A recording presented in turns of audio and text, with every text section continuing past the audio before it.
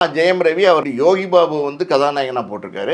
யோகி பாபு வந்து ஒரு காமெடி நடிகர். ஓகேவா? அந்த யோகி பாபு காமெடி நடிகரை காமெடி படம் எடுத்தால் தான் அதில் சக்ஸஸ் ஆக முடியும். ஸோ காமெடி படம் எடுக்கிறதுங்கிறது ரொம்ப ஈஸி கிடையாது. இப்போ ஒரு மணிரத்னமே இருக்காருன்னு வச்சுக்கோங்களேன். இப்போ ஒரு லோகேஷ் கனகராஜே இருக்காரு, ஒரு அட்லியே இருக்காரு. அதாவது ஒரு ஆக்ஷன் படம் எடுக்கிற இயக்குனர் அவங்கள வந்து ஒரு காமெடி படம் எடுங்கன்னா அவ்வளோ சீக்கிரம் காமெடி படத்தை எடுத்துட முடியாது. காமெடிக்குன்னு ஒரு சில இயக்குனர்கள் இருக்காங்க. இப்போ சுந்தர் சி மாதிரியான இயக்குனர்கள், வி சேகர் மாதிரியான இயக்குனர்கள்லாம் பார்த்தீங்கன்னா காமெடி படத்தில் எக்ஸ்பர்ட்டு. அவங்களுக்கு அது வரும், அதனால அவங்க எடுப்பாங்க. ஸோ ஜெயம் ரவி என்ன பண்ண போறாருன்னு தெரியல.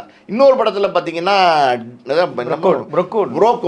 புரோக்கோடுன்னு ஒரு படம். அந்த படத்தினுடைய இப்பெல்லாம் வந்து என்ன பேர் ஏது பேர் டிஎன்ஏ அது இதுன்னு. இப்போ ஒரு காலத்தில் பார்த்தீங்கன்னா நல்ல தமிழ் படங்கள்லாம் வந்துட்டு இருந்துச்சு, நல்ல தமிழ் பேரில் படங்கள்லாம் வந்துட்டு இருந்துச்சு. இப்போ எல்லாமே மாறி போச்சுங்க. சும்மா எஃப்னு வச்சா அது ஒரு பேர், F2ன்னு வச்சா அது பேர், டின்னு வச்சா ஒரு பேர். ஆனால் அதுக்கு ஒரு மீனிங் வேற சொல்லிப்பாங்க, புரியுது உங்களுக்கு? அதனால் இதெல்லாம் வழக்கமாயிருச்சு.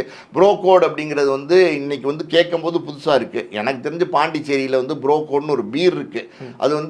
அது யாராவது அங்கே யூனிட்டில் உள்ளவங்க சாப்பிட்ருப்பாங்களா? அது போய் படிக்கும்போது இந்த மாதிரி ஒரு பேரை வச்சா நல்லா இருக்கும்னு சொல்லியிருப்பாங்களா?